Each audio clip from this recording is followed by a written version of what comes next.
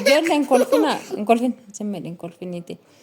Amma zimme jedhen tala maalan godha daa'imta abbaan biraan jira kun akkatti nama rakkisti bara. Amma waan gootan jechuudha ijoolleen kun hin rakkisaa turani beektani amma namoota siiquu beeku jedhee tan intal gadi taa'eet intala xiyyaata akkas na rakkiste. Namoonni siiquu akkatti na laaltan ta'a. Siiquudhaan na siiqsanii na rakkisanii irriiba na dhorkanii ciisaan ture. Amma yaan daandatu gadi buusin ta'a mataa keerra.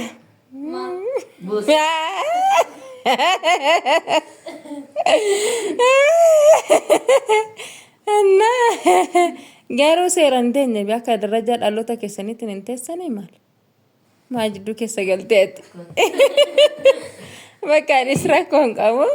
Isheen jidduu keessa teessee jirtu hangafadha inni garanaa itti aanadha isheen karasii macarrashaadha macarrashaas hin jedhamtu duuba ishiin jiraachuudha namni biraay kaazaan jechuudha amma siiquu kana tokkoffaarraa eenyurraa jalqabna hangaftitti irraa jalqabna jechuudha siiqsimeen kolfiniiti mataan dhukkubsanii dhugaa siiquudhaan isti siiqsi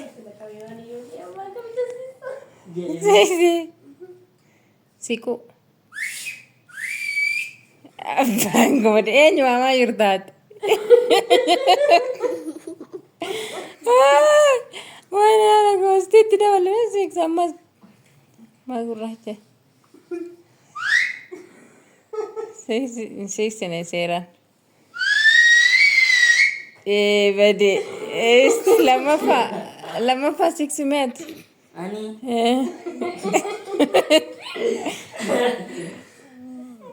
Six men?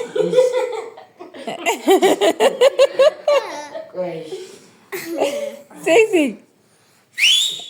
Benar. Guru aku ni kan dirati makan dua. Kan nira makan dua sih. Kuni lemon. Baru kan dirati. Aishi. Okay. Aishi sadafiti. Six ka.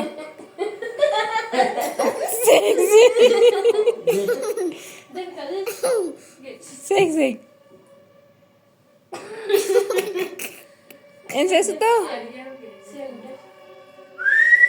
Ego. मैं tidak boleh toket. Jara. Tidak boleh? Bangkainya badan aku nak.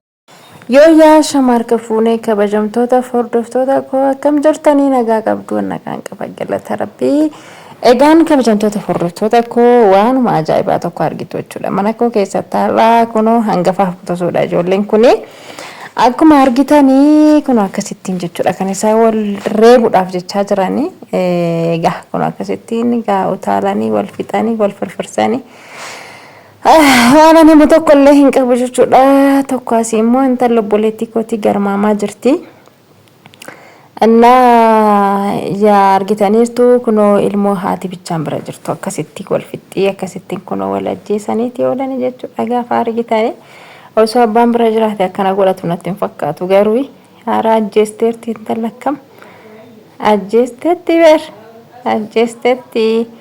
ajjeestetti dubbiin inni himamoo hin iyyaanii isinitti himuu hin danda'u yeroo kana osoo argitanii gaa nama jeeqati sagalichi kanaaf jennee sagalichuma jalaa balleessine ulee kanaa wal dabaddabuudhaaf jedhu natti fakkaata gaafanii ilaalu.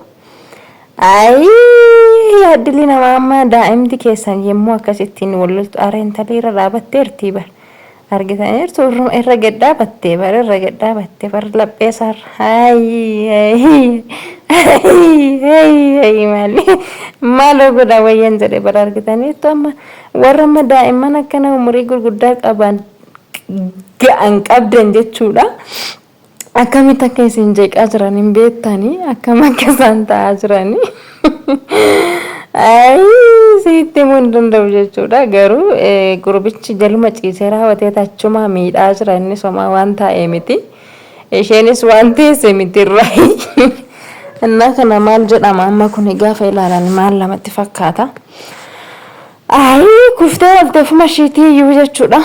Garuu dhugaa dubbachuudhaaf jechuudha iddoo kanatti osoo orma ta'ee osoo ijoolleen kun eebbollaa ta'uu baatanii namni yeroo ilaalu maal jedha akkasuma immoo wayilee ilaalaa irra dhaqxee reebaa jirti isheen kun illee intalli obboleettii kooti.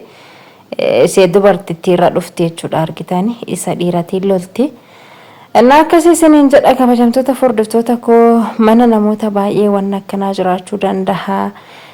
Daa'imti waan xiqqoo irratti wal loltee wal miitus jiraachuu dandeessi akkasuma immoo xabaafis jedhanii raawwatanii waan akkasitti kan ittiin jedhan jiraachuu danda'ani. Innaa akkasii isiniin jedha wanti kun garuu baay'ima tokko gaafa isaan lakkii jedhanii dadhabe manuma jira gaafa sana isuma dhugaa dubbachuudhaaf. Lakki jedhanii dadhabeetan sanaan booddee viidiyoo irraa waraabatti ka'e jechuudha. Innaa akkasitti inni gurbichi jala taa'ee sagalee isaa osoo dhageessanii wayyoo dhugaa rabbi baay'ima tokko nama ajaa'iba. Innaa akkasii isiniin jedha kabajamtoota hordoftoota kan koo sammuna kan ammoo sararraa badeen jira xiqqoo haalli matuu naa mijatuu didee akkuma jalqaba irratti waan hundumaa argitanii.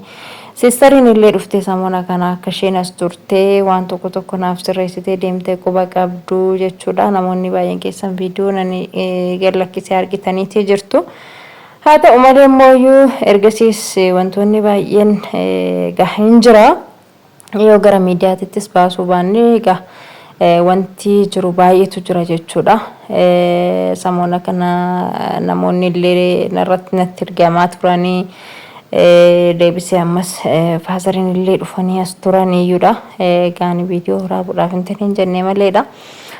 Inna sababnichi ammas waan dhaabate miti ani sirreeffadhu malee wantoota na barbaachisu haa guutuu waan anaaf silaa egaa waan sistariidhaan naaf sirratu sirreeffadhee malee ganaadha ammas dubbii waan dhaabate miti.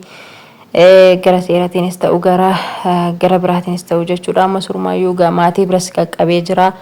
Ndawneen gaddama faazariin dhufanii as turanii kaleessadha jechuudha. Asii kana biraa deemanii viidiyoo garaagaraa waraabuunis naaf mijannee san dura waraabeeyyuu waan baay'een dudubbatamaatii jira. Gaasinis immoo gurbichumaafuu ragaa ta'a wanti kun maaliif akkana gootanaan jechaatii turtanii. Ani sababa sanarraan kan ka'e gaafan itti ilaalee jedhu wanni kun dhugaadhuma jedhee ofirraa dhiisee jechuudha viidiyoo waraabuudha. Viidiyoo immoo wantoota biraati irratti hojjechuudhaaf haalichuma naa mijachuutii didee yeroo hin arganne sababa kanattiin haala kanaan sooshaal miidiyaa irraa illee fagaachaa jira. Akkasisiniin jedha kabajamtoota hordoftoota koo ijoolleen kun akkuma argitan kun akkasittiin wal jeeqatii warreebatii jirani. Kanaaf mee rabbi qabbana isaaniif haa godhu jedha ijoollee kanaaf irra du'aa hinaaf godha kan akkasitti isaa wal lolchisiisu kun quufamoo beelamoo maalidha. Beelli wal nama lolchisiisu garuu quufuma natti fakkaata maalidhaaf akkasan akkas wal lolaa jiran illee homaa naaf hin galle. Uleedhum kana wal rukutuudhaaf ta'ee maalumaaf akkasaa ulee kanas wal harkatti qabaa jiran naaf hin galle jechuudha.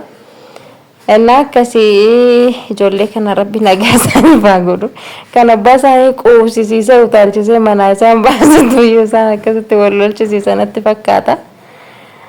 Kana isiniin jedha in ulfaata maatiin ijoolleen wal biratti yoo guddachuu baatan akkasuma immoo amala haadhaaf abbaa wal biratti yoo beekuu baatanii amalli isaanii walitti walii galuu hin danda'u dhugaadha.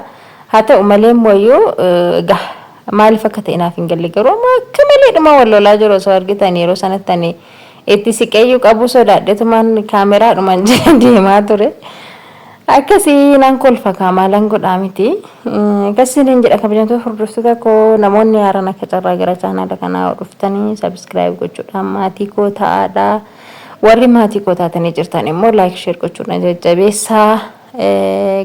Viidiyoo kan kommoo innananii gallakkisu laayik naaf godhaa sheer naaf godhaa hundi keessanuu na bira dhaabadhan isiniin jedha.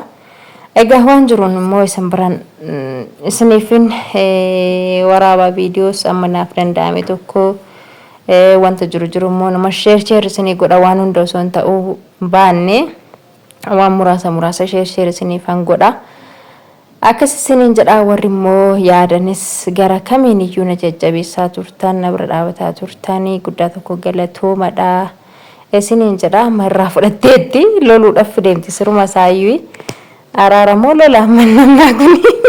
Ai ulicha irraa fudhattee araaramteetti natti fakkaata kun wal bira taa'anii jiru ka. Sana booda